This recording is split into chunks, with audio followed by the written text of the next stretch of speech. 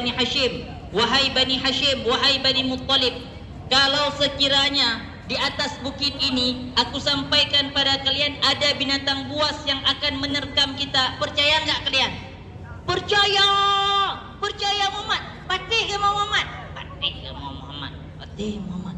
Patih Muhammad? Patih, patih. Semua bilang percaya. Kenapa? Nabi sudah bergelar Al-Amin. Sebelum diutus menjadi Rasul, Nabi Muhammad itu sudah punya gelar Al-Amin, orang yang sangat dipercaya.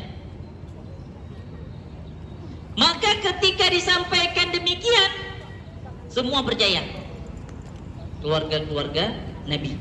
Tapi kemudian Nabi lanjutkan kalimatnya, wahai Bani Hashim, wahai Bani Muttalib, sekiranya aku sampaikan pada kalian bahwasanya aku adalah utusan Allah, apakah kalian percaya?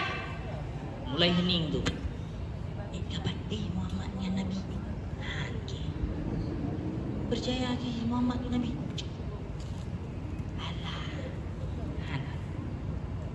Gak ada yang jawab, tapi tiba-tiba dari kejauhan datanglah suara yang sangat menggelegar. Ada seorang paman Nabi yang dulu waktu Nabi lahir senang makan main. Siapa namanya? Abu Thalib, paman Nabi ya? Betul. Coba kalian kan udah hafal tuh. Anak-anak Nabi 1, 2, 3.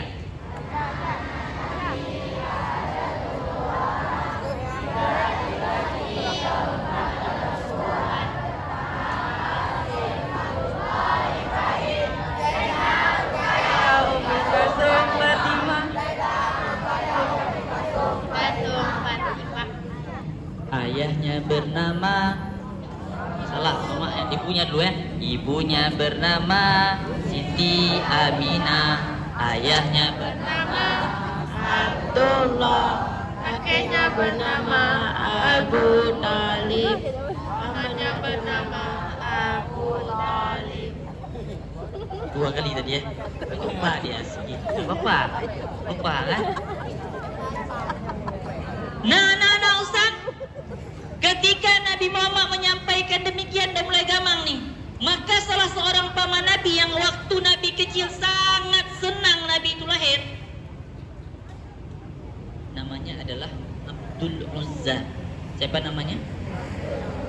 Nama lain dari Abu Lahab. Ya, nama aslinya Abdul Uzza. Laqabnya atau gelarnya itu adalah Abu Lahab. Dari jauh Abu Lahab bilang, "Hei Muhammad!" Kan nggak mungkin orang marah, "Hei Muhammad."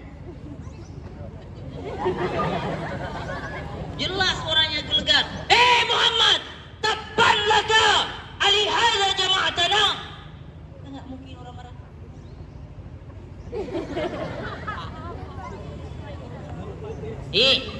Cuma untuk ini engkau kumpulkan kami. Cuma ingin menyampaikan engkau Rasul. Pio. Gak ada Nabi kecuali dari golongan kami Nabi Muhammad. Wih.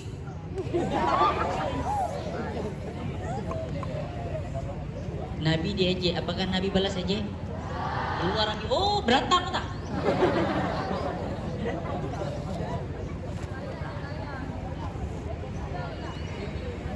Tapi yang terjadi siapa yang balas? Allah. Allah turunkan surah Al-Alaq.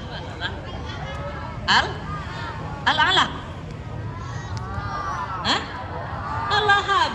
Bentar, satu surah Al-Lahab. Udah mulai. Gak usah sembunyi kak. Rencana memang kami kasih. Ini kelas 3, yang kelas 2.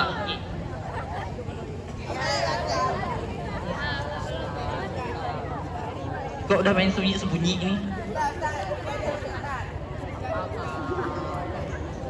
Surah Al-Lahab berapa ayat? 6, 5 ayat. Tabat yada abi Bismillahirrahmanirrahim. Tabbat yada abi lahabi wa tab. Ma aghna anhu maluhu wa ma kasab. Sayasla naran zata lahab. Hamba ramra'atuhu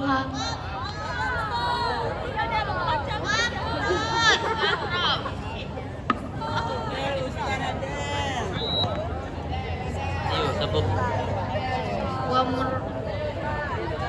Wamra'atuhu hammalatal hatab fi jidha hablum min masad. Ada kaum lagi. Ya, karena tadi banyak yang bukan satu orang jadi nggak dapat coklat. Oh, satu aja. Kan saya juga.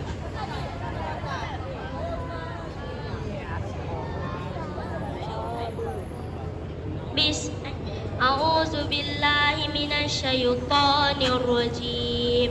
Bismillahirrahmanirrahim. Tabbat yada abi lahabin wa tab. Ma aghna anhu maluhu wa ma kasab. Sayasla naran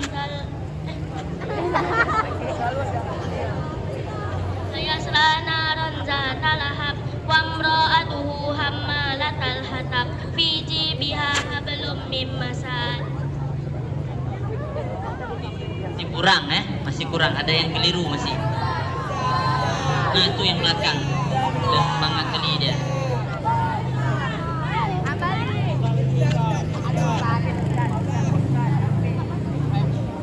Pakai jilbab.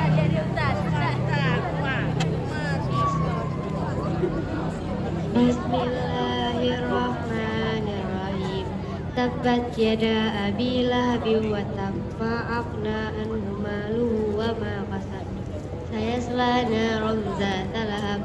Wa imra'atuhu hammalatal hatab fi jidha hablum min masad. Udah dapat nilainya.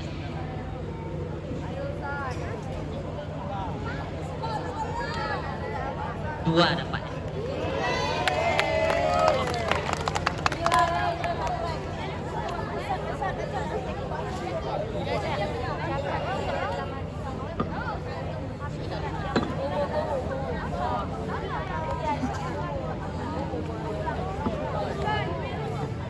Nah, adik-adik ustaz semuanya, Nabi Muhammad pun enggak lepas dari ejekan.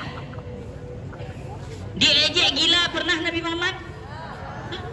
Enggak. Pernah. Diejek tukang sihir pernah? Pernah. Diejek majnun pernah. Diejek sahir pernah. Diejek penyair pernah? Karena Nabi Muhammad ketika menyampaikan ayat-ayat Quran, sastra yang dimiliki Nabi itu kan, setiap Nabi itu diutus untuk kaumnya sesuai dengan kondisi dan keadaan kaumnya, betul? Nabi Musa diutus oleh Allah Azza wa Jalla, di antara mukjizatnya apa? Tongkat yang bisa berubah menjadi cacing, betul? Hah? Tongkat yang bisa berubah menjadi ular. Kenapa? Waktu itu di masyarakat atau kaum Nabi Musa itu yang marah itu sihir. Maka Allah berikan mukjizat pada Nabi Musa, itu bentuk-bentuk yang bisa mengalahkan sihir. Di zaman Nabi Allah Isa alaihissalam, yang sedang marah itu adalah pengobatan. Maka Allah utus Nabi Isa, di antara mukjizatnya adalah mampu menyembuhkan orang yang sakit. Kemudian burung bisa, dari tanah liat bisa berubah menjadi burung. Jadi diutus Nabi itu sesuai dengan kondisi kaumnya. Nabi Muhammad, Allah utus kondisi kaumnya itu sastranya tinggi sekali, bahasanya itu mantap luar biasa. Maka Allah turunkan Al-Quran. Ternyata bukan hanya untuk umat Nabi Muhammad, ya, untuk seluruh alam Al-Quran ini terpakai insya Allah.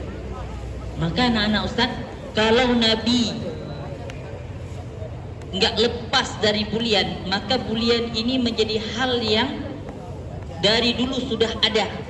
Tinggal bagaimana kita mengkondisikannya. Maka Allah turunkan ayat Al-Quran surah Al-Hujurat. Ya ayyuhalladzina amanu la yaskhar qaumun min qaumin asa ayyakunu khairan minhum. Wahai orang-orang yang beriman, janganlah kalian mengejek, membuli suatu kaum. Mana tahu kaum yang kalian ejek, kaum yang kalian bully itu lebih baik daripada kalian. Orang yang kalian ejek, pesek. Dia panggil kalian pesek. Oh, pesek ke dalam, mancung ke dalam kalian. Mancung ke dalam berarti pesek juga. Umar rambutnya. Botak. Dipanggil botak, dipanggil apalagi keling. Ada sah ketok, tu ketok tu bahasa apa tu ketok? Hah? Cebong, ketot apa lagi? Panu. Tuet lah. Panu. Hitam. Sahabat yang hitam siapa? Bilal bin Rabah. Ada sahabat yang hitam? Ada. Bilal. Bilal itu pernah diejek oleh sahabat Abi Dzar Al-Ghifari. Orang yang hitam. Nabi marah. Nabi marah orang sahabat Abi Dzar mengejek Bilal. Dia itu memang dalam keturunan negro, hitam. Kan kalau hitamnya kita, nih kalau ada yang hitam di sini, itu kan gak lebih hitam dibandingkan saudara-saudara kita yang negro. Tapi apakah kita menghina sahabat-sahabat kita, saudara-saudara kita yang negro? Enggak. Allah sudah ciptain mereka demikian. Karena kenapa? Matahari yang menyengat di tempat mereka lebih dahsyat dibandingkan di tempat kita. Kemudian ada orang yang putih kali. Putih kali ngapain?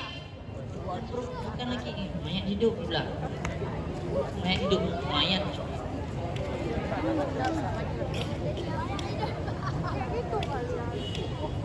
Jadi anak-anak Ustaz, Allah sampaikan jangan ada antara satu kaum mengejek kaum lainnya. Karena mungkin bisa jadi kaum yang diejek lebih baik daripada kaum yang mengejek. Yang laki-laki jangan ngejek yang laki-laki lainnya. Mana tahu yang diejek itu lebih baik daripada yang mengejek. Yang perempuan pun demikian kata Allah. Wala nisa'um min nisa'in asa ayyakunna khairam minhun. Ya. Jadi yang perempuan pun enggak boleh ngejek yang perempuan lainnya.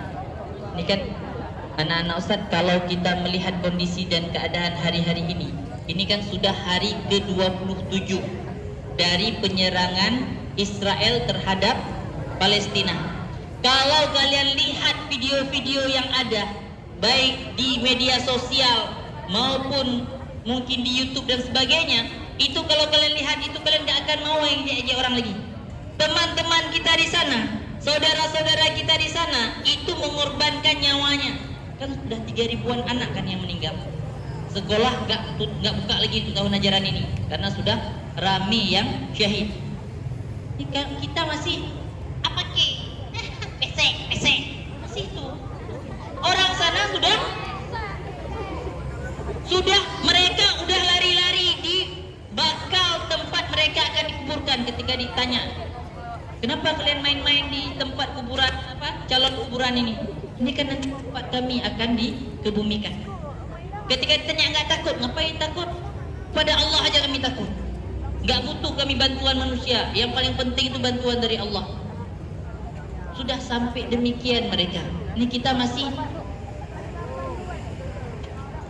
kawan. Berani main.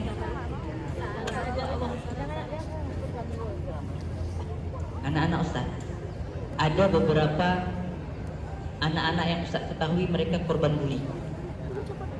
Salah satu belajar sama Ustaz, itu dia sampai diam, gak ada ngomong apa-apa lagi, kayak pandangannya kosong kayak. Kenapa? Tiap hari kena bully di sekolah. Kelas 2 SMA sekarang. Jadi waktu kita tanya siapa nama, nggak nyambung. Karena kenapa? Terlalu banyak bulian yang ia dapatkan di sekolah. Jangan sampai gara-gara kita ngejek teman kita atau kita bulian fisik yang kita berikan pada teman kita itu membuat dia stres. Stres tahu kan? Stres. Kemudian dia hilang, ya, jadilah ODGJ. Orang dengan gangguan jiwa. Banyak orang dengan gangguan jiwa ini efek dari apa? Bulian tadi. Nah, kalau terjadi demikian, kalian harus siap-siap menanggung dosa. Karena kalau kita ada hal atau kesalahan dengan Allah, cukup bertobat, menyesal, mohon ampun pada Allah. 3 aja cuma. Tapi kalau dengan manusia, nggak cukup cuma istighfar, menyesal, taubat pada Allah. Ada satu lagi tambahannya, mengembalikan apa yang telah kita ambil dari orang tersebut. Kalau uang yang kita ambil, kembalikan. Kalau kehormatannya yang kita ambil, maka ayo, gimana caranya? Hilang ingatannya, ya dia jadi gila dan sebagainya, itu kayak mana cara mengembalikan hal tersebut? Maka anak-anak Ustaz, ini tentang bully ini menjadi penyakit yang banyak tersebar, bukan hanya di sekolah, tapi juga di pesantren juga banyak. Bukan sekolah yang umum saja, di daerah-daerah pun ada. Maka kenapa pemerintah, guru-guru, tengku-tengku, ustaz-ustaz ini mengingatkan terkait bully ini? Biar kita semuanya sadar, efek bully itu tidak sehat untuk masa depan.